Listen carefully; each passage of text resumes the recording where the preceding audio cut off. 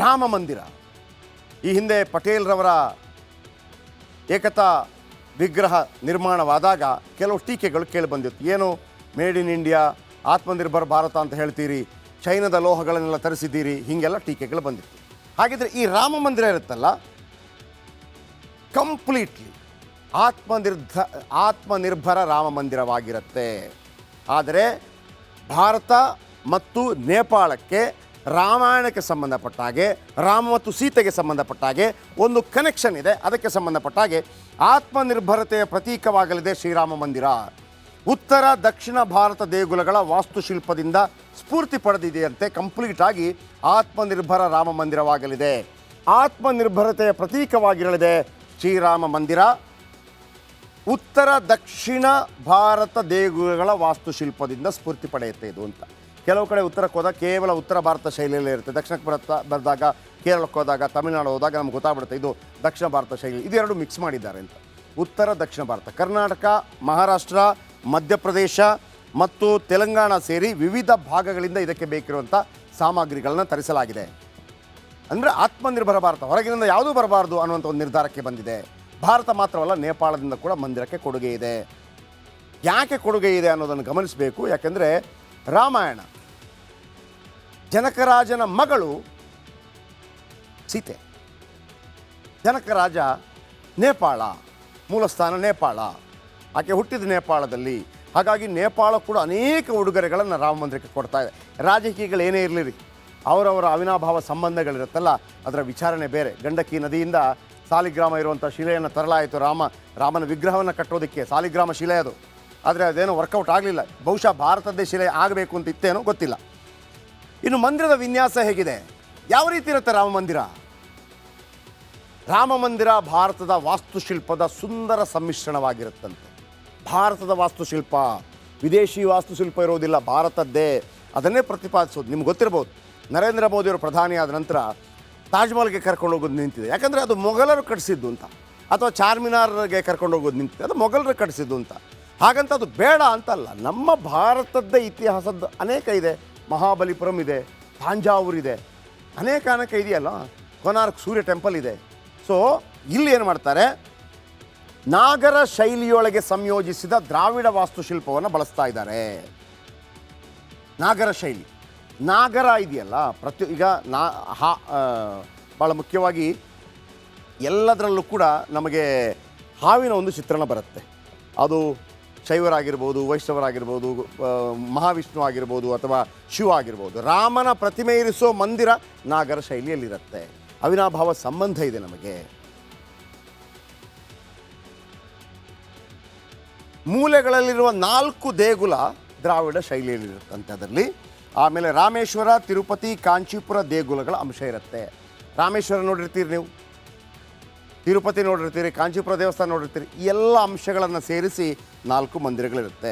ಇನ್ನು ನಮ್ಮ ಕರುನಾಡಿನ ಗ್ರಾನೈಟ್ ಬಳಕೆಯಾಗಿದೆ ಅಂತ. ಇದಕ್ಕೆ ನಮ್ಮ ಕರುನಾಡಿನ ಗ್ರಾನೈಟ್ ಅಂತಂದರೆ ಕರ್ನಾಟಕ, ತೆಲಂಗಾಣದ ಉತ್ಕೃಷ್ಟ ಮಟ್ಟದ ಗ್ರಾನೈಟನ್ನು ದೇವಸ್ಥಾನಕ್ಕಾಗಿ ಬಳಸಲಾಗಿದೆ. ಅಂದರೆ ನಾನು ಹೇಳ್ತಿರೋದು ಆತ್ಮನಿರ್ಭರ ಭಾರತ. ಎಲ್ಲವೂ ಕೂಡ ಭಾರತದ ಮೂಲೆಗಳಿಂದ ತಂದಿರೋದು. ಸಮ್ಟೈಮ್ಸ್ ಇರುತ್ತಲ್ಲ, ಇದು ಫ್ರಾನ್ಸಿಂದ, ಇದು ಏನೋ ಇಟಲಿಯಿಂದ ತಂದಿರೋದು, ಅಂಥದ್ದು ಯಾವುದಿಲ್ಲ. ಮಂದಿರದ ನೆಲಹಾಸು ಸಾಮಗ್ರಿ ರಾಜಸ್ಥಾನದಿಂದ ಬಂದಿದೆ. ಕಂಪ್ಲೀಟಾಗಿ ಕರ್ನಾಟಕ ಪಾರ್ಟ್ ಯಾವುದು ಅಂತ ಹೇಳ್ತಾ ಇದ್ದೀನಿ ನಾನು. ಜೊತೆಗೆ Atmanirbhar Bharat, made in India ಅನ್ನುವಂಥ ರೀತಿಯಲ್ಲಿ ಮಾಡಿದ್ದಾರೆ. ಮರಳುಗಲ್ಲಿನ ಕೆತ್ತನೆ ತಯಾರಿಸಿದ್ದಾರೆ ಒಡಿಶಾದ ಶಿಲ್ಪಿಗಳು. ಮರಳುಗಲ್ಲಿನ ಕೆತ್ತನೆ. ಆಂಧ್ರ ಪ್ರದೇಶದ ಸಂಸ್ಥೆಯೊಂದಕ್ಕೆ ಮರಗೆಲಸದ ಜವಾಬ್ದಾರಿ. ನೋಡಿ, ಎಲ್ಲ ರಾಜ್ಯಗಳನ್ನು ಅದಕ್ಕೆ ಬೆಸೆದಿದೆ. ಯಾಕಂದರೆ ಅದು ಎಂಥ ಒಂದು ಜಾಗ ಆಗುತ್ತೆ ಅಂತಂದರೆ, ಎಂಥ ಒಂದು ಶ್ರದ್ಧಾ ಕೇಂದ್ರ ಆಗುತ್ತೆ ಅಂತಂದರೆ, ಭಾರತದ ಪ್ರತಿಯೊಂದು ರಾಜ್ಯ ಕೂಡ ನನ್ನ ಒಂದು ಪಾರ್ಟ್ ಇದೆ ಅಂತ ನೆನಪಿಸ್ಕೊಳ್ಬೇಕು ಅನ್ನೋ ಕಾರಣಕ್ಕಾಗಿ ಮರದ ಮೇಲೆ ಹಿಂದೂ ಸಂಸ್ಕೃತಿ ಬಿಡಿಸಿದ್ದಾರೆ ತಮಿಳುನಾಡು ಕಾರ್ಮಿಕರು. ನೋಡಿ, ರಾಮೇಶ್ವರ, ಮತ್ತೊಂದು ಕರ್ನಾಟಕ, ತೆಲಂಗಾಣ, ರಾಜಸ್ಥಾನ, ಆಂಧ್ರ ಪ್ರದೇಶ ಎಲ್ಲ ರಾಜ್ಯಗಳಲ್ಲಿ ಬಿಹಾರದಿಂದ ಬಂದ ಹಿತ್ತಾಳೆ ಸಾಮಗ್ರಿಗಳು ಮಂದಿರಕ್ಕೆ ಬಳಕೆಯಾಗಿದೆ. ಎಲ್ಲ ಯಾವುದೇ ಹಿತ್ತಾಳೆ ಸಾಮಾನು ಇದ್ದರೂ ಕೂಡ ಅದು ಬಿಹಾರದಿಂದ ಬಂದಿತ್ತು. ಚಿನ್ನದ ಕೆಲಸ ನೆರವೇರಿಸಿದ್ದಾರೆ ಮಹಾರಾಷ್ಟ್ರದ ಕುಶಲಕರ್ಮಿಗಳು. ಕರ್ನಾಟಕ, ತೆಲಂಗಾಣದ ಉತ್ಕೃಷ್ಟ ಗ್ರಾನೈಟ್, ರಾಜಸ್ಥಾನದ ನೆಲಹಾಸು, ಆಮೇಲೆ ಒಡಿಶಾದ ಮರಳುಗಲ್ಲಿನ ಕೆತ್ತನೆ, ಆಂಧ್ರ ಪ್ರದೇಶ ಸಂಸ್ಥೆಯೊಂದಕ್ಕೆ ಮರಗೆಲಸ, ಆಮೇಲೆ ಮರದ ಮೇಲೆ ಹಿಂದೂ ಸಂಸ್ಕೃತಿ ಬಿಡಿಸಿರೋದು ತಮಿಳುನಾಡು ಕಾರ್ಮಿಕರು, ಬಿಹಾರದಿಂದ ಹಿತ್ತಾಳೆ ಸಾಮಗ್ರಿ, ಆಮೇಲೆ ಮಹಾರಾಷ್ಟ್ರದಿಂದ ಚಿನ್ನದ ಕೆಲಸ. ನೋಡಿ, ಎಲ್ಲರನ್ನ ಅದಕ್ಕೆ ಸೇರಿಸ್ಕೊಂಡಿದ್ದಾರೆ. ಇನ್ನು ದ್ವಾರ, ದೊಡ್ಡ ದ್ವಾರ ಇರುತ್ತಲ್ಲ, ಅದು ತೇಗದ ಮರದಿಂದ ಉಂಟಾಗುತ್ತೆ. ಶ್ರೀರಾಮಚಂದ್ರನ ಈ ಮಂದಿರದ ದ್ವಾರ ಇರುತ್ತಲ್ಲ, ಮುಖ್ಯ ಮಂದಿರದ ಕಟ್ಟಡಕ್ಕೆ ರಾಜಸ್ಥಾನ ಮರಳುಗಳು ಬಳಕೆಯಾಗಿದೆಯಂತೆ. ಬರೋಬ್ಬರಿ 4.7 ಲಕ್ಷ ಘನ ಅಡಿ ತೂಕದ ಗುಲಾಬಿ ಕಲ್ಲು ಬಳಕೆಯಾಗಿದೆ. 4.7 ಲಕ್ಷ ಘನ ಅಡಿ ತೂಕದ ಗುಲಾಬಿ ಕಲ್ಲು ಎಲ್ಲಿಂದ? ರಾಜಸ್ಥಾನದ ಮರಳುಗಲ್ಲು. 17,000 ಗ್ರನೇಟ್ ಕಲ್ಲುಗಳಿಂದ ನಿರ್ಮಾಣವಾಗ್ತಾ ಇದೆ ಸ್ತಂಭಗಳು. ಎಲ್ಲ ಗ್ರನೇಟ್ ಕಲ್ಲುಗಳು, ಎಲ್ಲ ಭಾರತದ್ದೇ. ಕೆತ್ತನೆ ಕೆಲಸಕ್ಕೆಂದೇ ಬಿಳಿ ಅಮೃತ ಶಿಲೆಗಳ ಬಳಕೆಯಾಗಿದೆ. ಬಿಳಿ ಅಮೃತ ಶಿಲೆ ನೀವು ನೋಡಿರ್ತೀರಲ್ಲ, ಕೆತ್ತನೆ ಕೆಲಸಕ್ಕೆ. ಮಂದಿರಗಳಿಗೆ ಅಂದವಾದ ದ್ವಾರಗಳಿಗೆ ತೇಗದ ಮರಗಳನ್ನು ಆಯ್ಕೆ ಮಾಡಲಾಗಿದೆ. ನಾವು ಗರುಡಗಂಬ ಅಂತ ಹೇಳ್ತೀವಲ್ಲ, ಗರುಡಗಂಬಕ್ಕೆ ಕೆಲವು ಮರಗಳನ್ನು ಯೂಸ್ ಮಾಡ್ತಾರೆ. ಅದೇ ಥರ ತೇಗದ ಮರಗಳನ್ನು ಇಲ್ಲಿ ಮಹಾರಾಷ್ಟ್ರದ ಕಾಡಿನಲ್ಲಿ ದೊರೆಯುವ ತೇಗದ ಮರಗಳ ಬಳಕೆಯಾಗಿದೆ. ಓಕೆ, ಇನ್ನು ನಿಮ್ಗೆ ಗೊತ್ತಿರಲಿ, ಒಂದು ಉದಾಹರಣೆ ಹೇಳಿದ್ದ. ಈ ನಮ್ಮ ವಿಧಾನಸೌಧ ಇದೆಯಲ್ಲ, ವಿಧಾನಸೌಧಕ್ಕೆ ಒಂದೇ ಒಂದು ಚೂರು ಸಿಮೆಂಟ್ ಬಳಸಿಲ್ಲ. ಅಲ್ಲಿ ಬಳಸಿರೋದು ಬೆಲ್ಲ ಮತ್ತು ಸುಣ್ಣ, ಅದನ್ನು ಮಿಕ್ಸ್ ಮಾಡಿ ಬಳಸಿರುವಂಥದ್ದು. ಇಲ್ಲೂ ಕೂಡ ಅಷ್ಟೇ, ಒಂದೇ ಒಂದು ಚೂರು ಉಕ್ಕು, ಸ್ಟೀಲು ಇಲ್ಲ, ಕಬ್ಬಿಣನೂ ಇಲ್ಲ ರಾಮ ಮಂದಿರಕ್ಕೆ.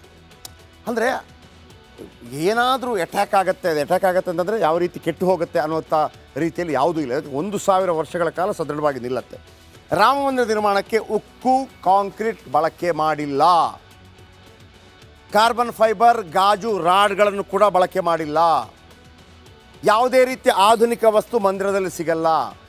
ಆಧುನಿಕ ವಸ್ತು ಸಿಗಲ್ಲ. ನಿಮಗೆ ಅದನ್ನು ನೋಡುವಾಗಲೇ ಕೂಡ ರಾಮ ಮಂದಿರ ಅಂತ ಹೇಳುವಾಗ ಇದೆಲ್ಲ ಸ್ಟೀಲೆಲ್ಲ ಬಳಸ ಅಂತ ಬರಬಾರ್ದು ನಿಮಗೆ. 1,000 ವರ್ಷಕ್ಕೂ ಹೆಚ್ಚು ಕಾಲ ಬಾಳುವಂತೆ ಮಂದಿರ ನಿರ್ಮಾಣ ಮಾಡಲಾಗಿದೆ. ಏನು ಮಳೆ, ಗಾಳಿ, ಬಿಸಿಲು, ಈಗ 3 ಶಿಲೆಗಳು ಅಂತ ಹೇಳಿದ್ರಲ್ಲ ರಾಮನ ಮೂರ್ತಿಯನ್ನು ಕೆತ್ತೋದಕ್ಕೆ, ಗಂಡಕಿ ನದಿಯಿಂದ ಬಂದಂಥ ಸಾಲಿಗ್ರಾಮ ಶಿಲೆ ಕೂಡ ರಿಜೆಕ್ಟ್ ಆಯ್ತಲ್ಲ. ಯಾಕೆಂತಂದರೆ ಅದರ ವಿಶೇಷ ಶಿಲ್ಪಿಗಳು ಅದರ ಬಗ್ಗೆ ಆಲೋಚನೆ ಮಾಡ್ತಾರೆ. ಅದರ ಮೇಲೆ ಅಭಿಷೇಕ ಆದರೆ ಏನಾದರೂ ಚೇಂಜ್, ಯಾವುದೂ ಆಗೋಂಗಿಲ್ಲ.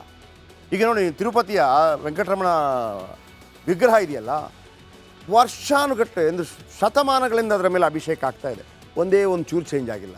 ಪಚ್ಚಕರ್ಪೂರವನ್ನು ಅಂಟಿಸಲಾಗತ್ತೆ, ಒಂದೇ ಒಂದು ಚೂರು ಚೇಂಜ್ ಆಗಿಲ್ಲ. ಆ ಥರ ಇರಬೇಕಾಗತ್ತೆ ಅಂಥೇಳಿ. ಇನ್ನು